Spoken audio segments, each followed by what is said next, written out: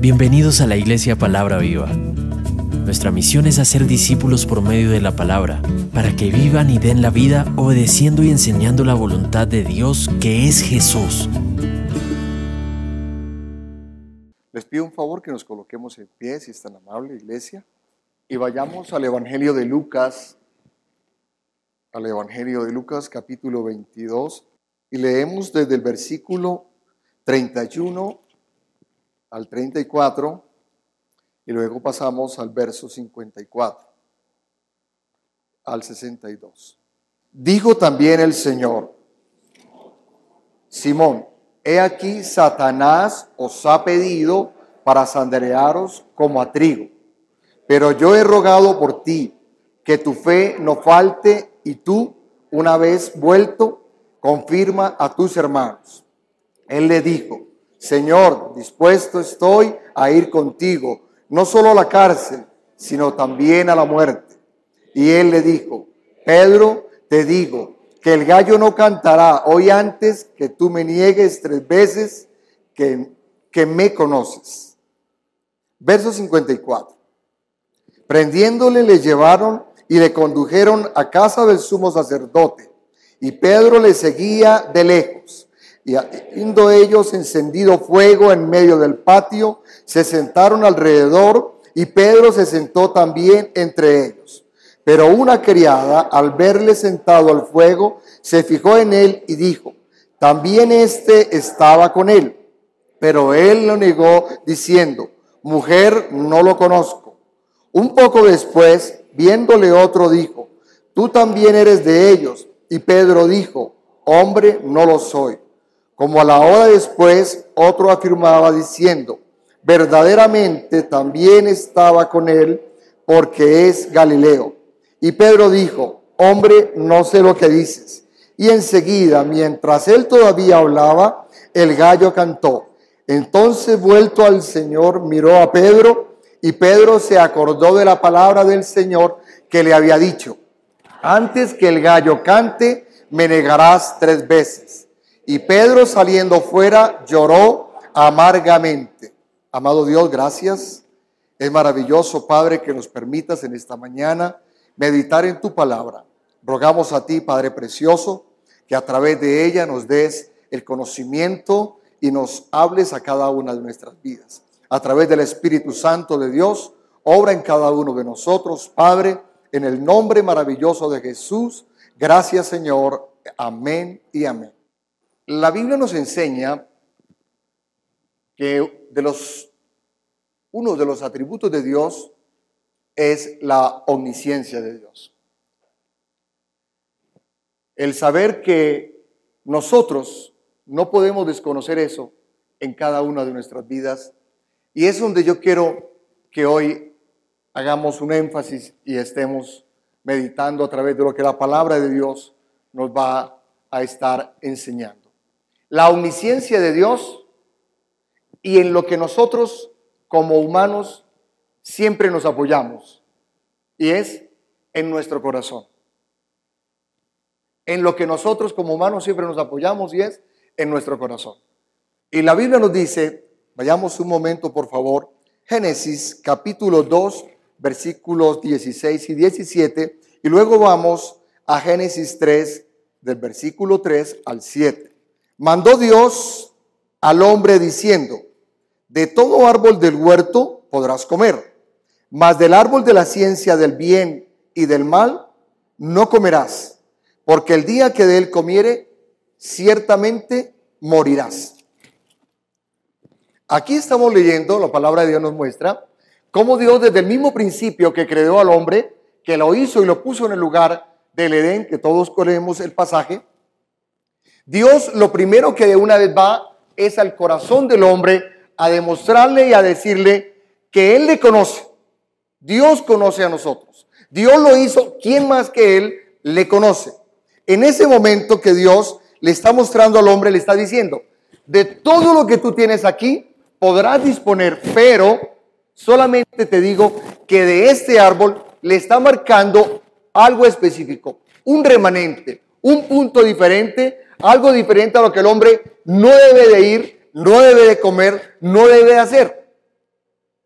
Pero viene la respuesta del hombre que todos conocemos, la historia que todos conocemos. Y es que el hombre, el deseo de él, de saber, de querer conocer, eso es lo que siempre nos ha marcado, el querer ir en contra de eso que Dios siempre nos ha manifestado, y es su palabra. Nosotros como humanos, al Dios hacernos, al Dios formarnos, Dios nos dio la voluntad. Y al darnos la voluntad, estaba también expuesto ya el mal en la humanidad. Dios, todos sabemos que de Dios también proviene el mal. ¿Para qué Dios creó el mal? Es absurdo, que quizás muchos dirían. No, es necesario que el hombre sepa, y teniendo ahí al mal, él de su voluntad tome la decisión de si obedece, de si quiere agradar o no quiere agradar o hacer la voluntad de Dios. Porque por Dios podía haber creado unos robots. Dios podía haber creado en el ser humano una máquina que no se moviera, algo perfecto, que no tuviera la voluntad. Pero Dios en su grandeza y en su majestad y en su gloria creó en nosotros e hizo en nosotros la voluntad para que por de nosotros tuviéramos la decisión o ir a hacer la voluntad de Dios o agradar a Dios o ir en pro de nuestro corazón engañoso. Por favor, vayamos a Jeremías capítulo 17, verso 9. Engañoso es el corazón más que todas las cosas y perverso. ¿Quién lo conocerá? Engañoso es el corazón y perverso. No solamente es engañoso, dice la Biblia, ¿no? Sino que le da otro atributo más y lo cataloga de perverso. En nosotros, como dice la Biblia, no hay nada bueno. En nosotros no hay nada bueno. Dice la Biblia que desde la punta de la corona de nuestra cabeza hasta la punta de nuestros pies, todo es inmundicia y podrida llaga. Porque del ser humano no hay nada bueno. Engañoso es y perverso. Por eso cuando nosotros como humanos, como personas, comenzamos a actuar en nuestra vida y siempre estamos obrando y siempre nos dejamos guiar por nuestro corazón, estamos expuestos ¿a qué? A la muerte. ¿Por qué a la muerte? Porque la Biblia dice que de la paga del pecado es la muerte. Y dice la Biblia en Romanos que por un hombre entró el pecado a la humanidad, pero también por un hombre vino la redención y salvación a la humanidad. Pero de nosotros como personas, como humanos, no hay nada bueno. Por eso cuando nosotros nos apoyamos y confiamos en nuestro corazón, pues mi hermano, déjeme decirle con todo corazón y con todo el respeto que no podemos tener nada bueno. Porque si confiamos en ello, no hay un buen resultado. Cuando estuvimos leyendo el texto de Génesis, vayamos nuevamente a Génesis capítulo 2, versos 16 y 17. Y luego pasamos un momentico y meditemos en el capítulo 3, del verso 3 al verso 7. Y le mandó Jehová Dios al hombre diciendo: de todo árbol del huerto podrás comer, mas del árbol de la ciencia del bien y del mal no comerás. Versículo 3 del capítulo 3. Pero del fruto del árbol que está en medio del huerto, dijo Dios, no comerás de él ni lo tocares, para que no. ¿De qué muerte habla el Señor ahí? La muerte espiritual. De esa muerte que el Señor Jesucristo también, desde que estaba ya la Biblia nos muestra en el libro de Juan capítulo 1, versículo 1, dice: desde el principio era el verbo y el verbo era Dios. Ese mismo versículo nos muestra que desde antes que el hombre fuese formado, antes que ya el hombre fuese formado, Dios sabía de antemano que el hombre iba a pecar. Ya Dios lo sabía. Por eso Él es omnisciente.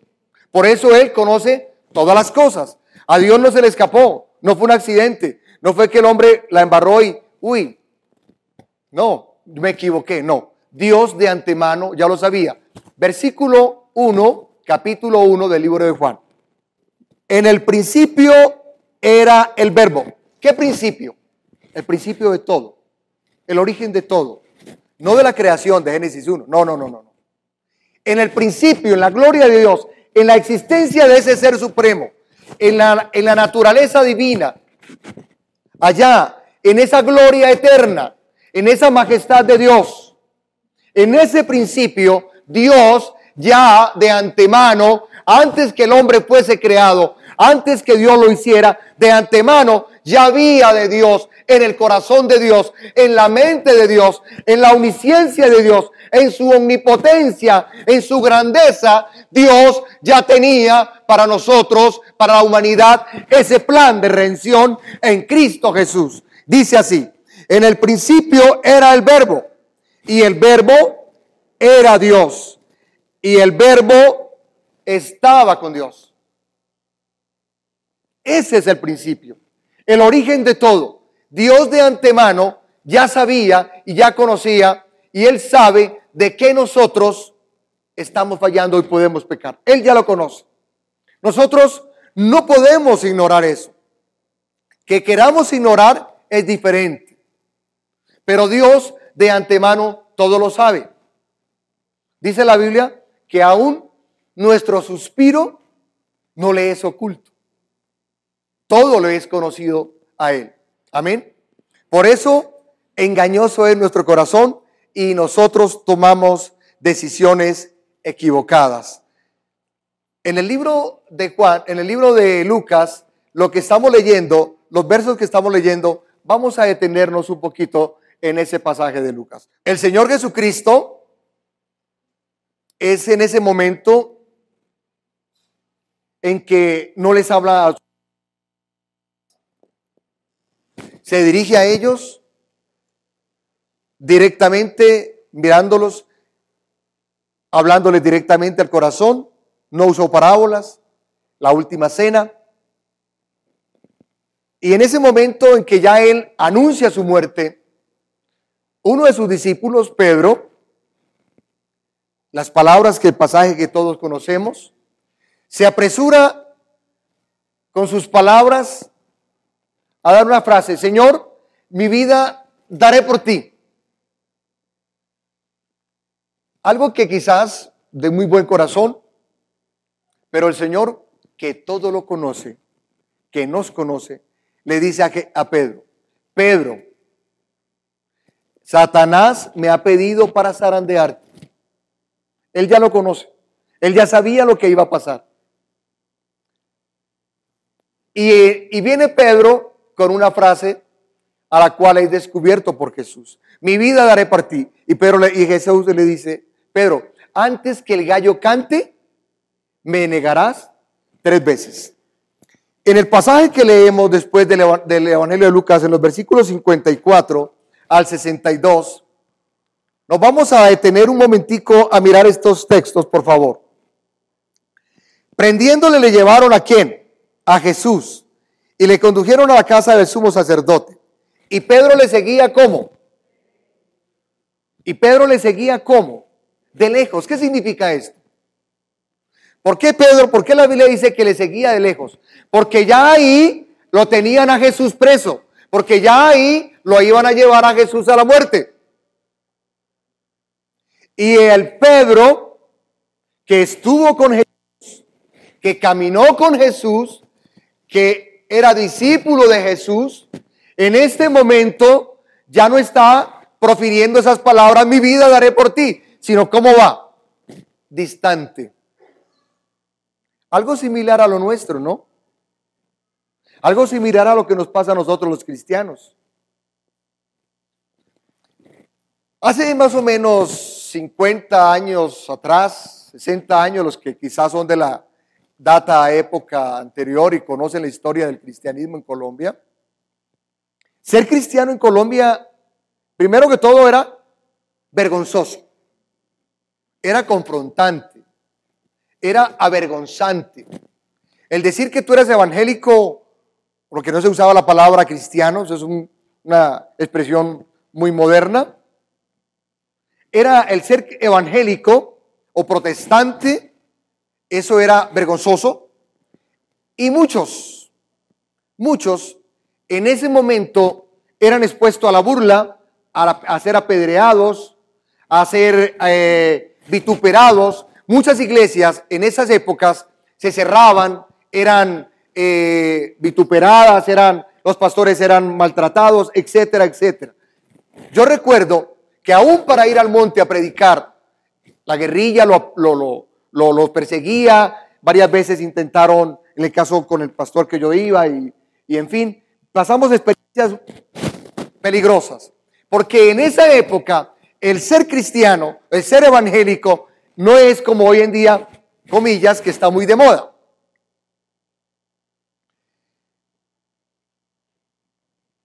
El Señor Jesucristo, el que todo lo conoce, el que todo lo sabe, confronta a Pedro. Y Pedro lo vemos aquí, dice el pasaje del Evangelio de Lucas, y le seguía de lejos. Luego vemos otra expresión. Y le condujeron, y habiendo ellos encendido fuego en medio del patio, se sentaron alrededor. ¿Y Pedro qué? ¿Se sentó con quiénes? Con los que estaban escarneciendo y iban a darle la muerte al Señor Jesucristo. Hoy en día hay muchos de nosotros que también nos sentamos y estamos compartiendo y estamos jugando al cristianos con muchos de nuestros compañeros, con muchos de nuestros amigos, con muchos de nuestros familiares. Yo recuerdo a una persona que me dijo un día, que me lo encontré y le pregunté por qué no había vuelto a la iglesia, si estaba yendo. Me dijo que no, porque a él fue difícil continuar, seguir siendo cristiano. Le pregunté por qué. Me dijo, porque yo como asesor, yo como vendedor, yo estoy expuesto a toda hora a ir con los clientes a tomar un licor, a ir con los clientes a invitarlos a muchas cosas, y por lo cual me es muy difícil y no puedo seguir siendo cristiano. Eso me pareció para mí triste. Tuve que entrar en una charla con él, confrontarlo y decirle, yo toda mi vida, de que conocí yo al Señor, he venido haciendo negocios, he venido siendo asesor, he venido viajando por diferentes ciudades, he tenido que sentarme con uno, con el otro, o si se toman un trago, se lo tomen aquí. He tenido que ser con mi familia, conversa, compartir con ellos, estar con ellos. Eso no tiene nada que ver. Si nosotros conocemos al Señor, si nosotros verdaderamente amamos al Señor, no tenemos por qué estar haciendo lo de Pedro, yéndonos a un lado o estándonos calentándonos con ellos aquí, jugando con ellos, compartiendo con ellos y olvidándonos que somos hijos de Dios y confiando en nosotros mismos, en nuestras propias capacidades y prontamente haremos como ellos. Porque ese es el problema de nosotros los cristianos, que fácilmente comenzamos a jugar al cristianismo, que fácilmente comenzamos a jugar con nuestros amigos, a ser el cristiano, o se nos olvida, o somos cristianos o somos inconversos. O queremos jugar con unos al cristiano y con los otros jugamos a ser inconversos. No sabemos cuál es nuestra identidad, cuál es nuestro lugar. Perdemos fácilmente nuestra identidad. Qué fácil nos es ir y hacer lo mismo que los otros. Cuando tú te apoyas en tu propia prudencia, como dice la Biblia, engañoso es tu corazón. Proverbios capítulo 3, versículo 5. Veamos ese texto, por favor. Fíate en Dios de todo tu corazón y no te apoyes en tu propia prudencia. Reconócelo en todos tus caminos y Él enderezará tus veredas. No seas sabio en tu propia opinión. Teme a Dios y apártate del mal, porque será medicina a tu cuerpo y refrigerio para tus huesos. El texto que me llama mucho la atención y quiero que es: fíate en Dios de todo tu corazón y no te apoyes en tu propia prudencia. Cuando nosotros confiamos en nuestro corazón, engañoso es. Engañoso es. Cuando comenzamos a confiar en nuestra propia capacidad o prudencia, engañoso es. Y estamos expuestos y somos expuestos ¿a qué? A pecar fácilmente. A salirnos del lugar que corresponde. O a ser como Pedro, a comenzar ¿a qué? A Jesús. A negar lo que somos. Entonces diríamos, entonces no podemos compartir. Claro que podemos compartir. Claro que sí, porque somos seres integrales. No podemos estar apartados del mundo. No somos seres integrales. Podemos y debemos compartir con nuestra familia. Debemos compartir con nuestros compañeros. Debemos compartir con nuestros amigos. Debemos compartir con nuestros jefes. Claro que sí. Pero no se lo olvide, mi hermano. No se lo olvide, por favor. ¿Quién es usted? ¿Y qué está representando usted? No se nos olvide que somos delante de Dios. Y no se nos olvide que Él todo lo conoce. Que Él todo lo sabe. El Salmo 139 que leíamos. Si quiere vayamos al Salmo 139. Versículo 3. Versículo 4. Oh Dios, tú me has examinado y conocido. Tú has conocido mi sentarme y mi levantarme. Has entendido desde lejos mis pensamientos. Has escudriñado mi andar y mi reposo. Y todos mis caminos te son ¿qué? Conocidos. Pues aún no está la palabra en mi lengua. Y he aquí, tú la sabes toda. Mire, mi hermano. No hay nada que Dios no conozca. No hay nada que Dios no sepa de nosotros. No hay nada que Dios no conozca, ni aún nuestros íntimos pensamientos. Podemos engañarnos a nosotros mismos. Podemos engañar a nuestro ser querido, a nuestras esposas, a nuestros hijos, a nuestros compañeros. Podemos engañarnos. A nuestros padres. Si queremos engañarnos, sí, engañemos. Pero mi hermano, Dios todo lo sabe. Dios todo lo conoce. Dios todo lo escudriña, aún nuestros más íntimos pensamientos. Él todo lo conoce, Él todo lo sabe. ¿Cuál es mi intención? ¿Cuál es mi deseo? ¿Cuál es la verdad, motivación que tengo en mi vida? ¿Qué es lo que me motiva? ¿Qué es lo que me enamora de Él? ¿Por qué le sigo yo a Él? ¿Por qué lo amo a Él? ¿Por qué somos cristianos o por qué no lo somos? Eso es lo que a Él le interesa de nosotros. No que juguemos al cristiano.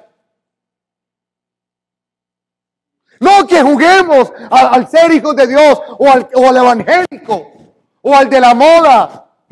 No, eso no sirve de nada, mi hermano. Podemos cargar muchas Biblias, podemos tener mucho conocimiento, pero eso es basura, dice Pablo. Eso es basura. Examinémonos a nosotros mismos, dice la Biblia. Examinémonos, probémonos a nosotros mismos. Y si hay en nosotros engaño, de nada sirve, mi hermano. ¿Qué dice la Biblia en los versículos después? Lo que le pasó a Pedro. ¿Qué fue lo que le pasó a Pedro cuando ya se y vio que esa palabra que Jesús le había dicho estaba ahí mostrada en la realidad? ¿Qué dice la Biblia? Y lloró amargamente. Y lloró amargamente. ¿Qué queda después de que nosotros somos descubiertos y expuestos al peligro, al pecado? ¿Qué más queda? Horrenda cosa y expectación de juicio. Eso es lo que nos queda a nosotros. Entonces, mi hermano, ¿a quién pretendemos engañar? ¿Al Señor? ¿No podemos engañar al Señor? ¿Jugamos al cristianismo? En mi vida cristiana, yo comparto, yo viajo y he tenido que estar en lugares. Miren, mis hermanos, no soy yo. Lo que le voy a hablar no es porque sea yo, no. Como todos ustedes, cada uno tiene su experiencia, su vida cristiana. Yo he tenido que estar en prostíbulos. Yo he tenido que meterme a discotecas. He tenido que estar en moteles y salir de moteles, incluso hasta con hombres. Qué tristeza, me han silbado y me han pitado y de todo. Sí, entro con hombres y salgo con hombres por mi trabajo, por mi oficio.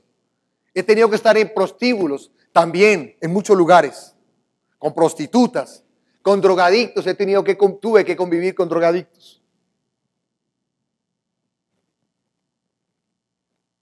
Con homosexuales tuve que convivir también con homosexuales. Y por eso me tildaron una época de homosexual. Que tuve que convivir con ellos. Pero mi Señor en su misericordia me guardó y ha guardado mi vida hasta aquí. Porque yo no puedo confiar en mí mismo. Porque yo no puedo confiar en lo que yo soy. Solamente puedo ir de rodillas a Él y pedirle misericordia. Y pedirle que guarde mi vida. Para que no, siendo heraldo, venga después a hacer ¿qué? Escudero. El último. La vergüenza, la afrenta. Hoy que podemos ser testigos y mañana ser ¿qué? El oprobio. Mis hermanos, tenemos como hijos de Dios una gran responsabilidad. La Biblia nos dice, y quiero que vayamos, hay 3 ejemplos muy bonitos que nos habla la palabra de Dios. 3 ejemplos maravillosos al respecto, pero no vamos a tener tiempo de ir a ellos. Vamos a mirar uno de ellos. La historia que todos sabemos en el libro de Génesis capítulo 39 con respecto a José. La historia, solamente si quieren rápidamente vayan a Génesis 39, pero vamos a mirarla rápidamente. ¿Qué pasó con José? Que José llegó a Egipto, ¿cierto? Y la esposa de ¿quién? De Faraón, Potifar, le pareció muy hermoso, muy atractivo, ¿cierto? ¿Y qué quiso? Quiso estar con José, ¿cierto? Pero José, ¿a quién respetaba y a quién amaba? Temía a Dios, dice la Biblia. Dice ahí, y él teme al Señor. ¿Y qué hizo José? Cuando ella trama la película y trama todo para poder estar con él, ¿qué dice? Que José huyó. Ya, huyó. Porque es que nosotros, hermano, el pecado está aquí. Ahí lo tenemos en todo momento. Estamos expuestos a ellos, ¿cierto? Vivimos una vida en todo momento expuestas a ellos. ¿Y quién no si somos humanos? Eso, el pecado está ahí a la puerta de nosotros en todo momento. Como tenemos la vida, tenemos la muerte también ahí. Pero dice la Biblia que José ¿qué? Huyó. Pero ahora quiero mostrarles algo diferente de esa historia. Segunda de Samuel, capítulo 11, versículo 1 en adelante. Vamos a leer hasta el verso 26 y 27, una historia que ya también la iglesia la debe de conocer, la historia de David. Aconteció al año siguiente, en el tiempo que salen los reyes a la guerra, En el tiempo que ¿qué? Que los reyes deben estar ¿en dónde? En guerra. Que David envió a Jodad y con él a sus siervos y todo Israel y destruyeron a los amonitas y sitiaron a Rabá, pero David se quedó en Jerusalén. Y sucedió un día, al caer la tarde, que se levantó David de su lecho y se paseaba sobre el terrado de la casa real, sobre su terraza, y vio desde el terrado a una mujer que se estaba bañando, la cual era ¿qué? Muy hermosa. Y ahí comienza la historia. Y la historia ya todos la conocemos. ¿Qué hace David? David trama de una vez hacerse a ella, ¿cierto? La manda a llamar, la trae para sí y se llega a ella y después trama la muerte de su esposo. Pero lo que sucede después, y vamos a finalizar, oyendo la mujer de Urías que su marido Urías había muerto, hizo duelo por su marido. Y pasando el luto, envió a David y la trajo a su casa. Y fue ella su mujer y dio a luz un hijo. Mas esto que David había hecho fue desagradable ante los ojos de Jehová. Capítulo 12, versículo 15, termino. Y Natán se volvió a su casa y Jehová hirió al niño que la mujer de Urías había dado a David y enfermó gravemente. Entonces David rogó a Dios por el niño y ayunó David y entró y pasó la noche acostado en tierra. Pero la historia nos muestra y nos dice, concluyendo, que el niño murió. Y eso fue para David duelo y amargura durante todo su tiempo después. Eso fue para David duelo y amargura, porque ese hijo fue causante de muchas cosas para él. Pero ahí Dios le está diciendo y le está mostrando que ese hijo, Dios lo cortaría. Y dice la Biblia, la historia nos muestra la amargura de David a causa de su pecado. Y los Salmos 51 y los Salmos 80 y muchos salmos que usted comienza a leer del salmista David, va a notar en él la amargura de su pecado y el reconocimiento que había fallado a Dios, y a causa de su pecado, como él comenzó lentamente a decaer. No hay nada oculto ante Dios, porque no hay nada que nosotros hagamos que Él no lo conozca, pero que tenga también su retribución sobre nosotros.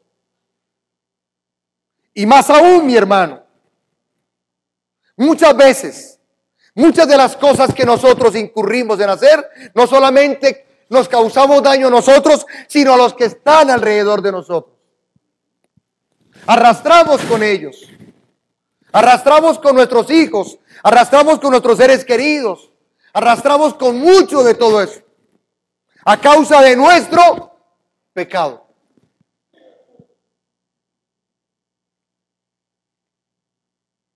Mis hermanos, yo quiero que por favor no nos engañemos a nosotros mismos. Él todo lo conoce, Dios todo lo sabe. No pretenda, mi hermano, tapar el sol con un dedo. No pretendamos ignorar que Él todo lo conoce y lo sabe.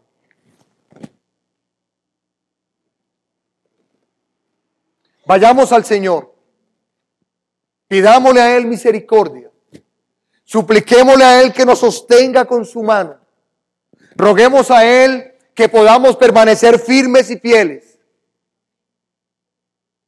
roguemos a Él misericordia, y Él nos sustentará, y Él no nos dejará avergonzados, por cuanto han puesto en mí su confianza, por cuanto han puesto en mí su confianza. Qué diferente a lo que decía, a lo que leímos, cuando nos apoyamos en nuestra propia prudencia. Iglesia, Pongámonos en pie, por favor. Padre nuestro, Dios todopoderoso, Dios de toda misericordia, tú que todo lo conoces y lo sabes, a ti no podemos engañar. Nos engañaremos a nosotros mismos, Señor. Pero tú conoces todas las cosas. Oh Dios todopoderoso, omnisciente. Aún nuestros suspiros no te son desconocidos. Y toda palabra de nuestra boca, tú ya la conoces, Señor. Como iglesia, como tus hijos, venimos a ti en esta mañana, Señor, a suplicarte, a rogarte, a pedirte misericordia. No nos dejes caer, no nos dejes en nuestro corazón engañoso, no nos dejes confiar en nuestra propia prudencia. Señor amado, que no podamos jugar al cristiano con los cristianos y jugar al impío con los impíos. Que no manoseemos tu palabra y tu verdad. Que no juguemos con tu santidad ni con nuestra salvación. Porque no nos podemos engañar. Todo lo que el hombre sembrare, de eso también segará. Guárdanos, Dios. Guarda nuestros pensamientos. Guarda nuestras vidas, Dios. Límpianos. Santifícanos, Señor, en tu palabra, en tu verdad. Límpianos, Dios. Obra, Padre, por tu Espíritu Santo en tu iglesia. Señor amado, que ese celo tuyo nos llene de tu amor. Que tu celo nos santifique. Que tu celo nos fortalezca, Señor. Que tu Espíritu Santo traiga sobre nosotros poder y dominio propio. En el nombre de Jesús. Danos, Dios mío, a tu iglesia la santidad, el poder y el dominio propio, Señor. En el nombre de Jesús. Te adoramos, Señor, y te damos gracias. Bendito eres, Dios. Bendito eres, Señor.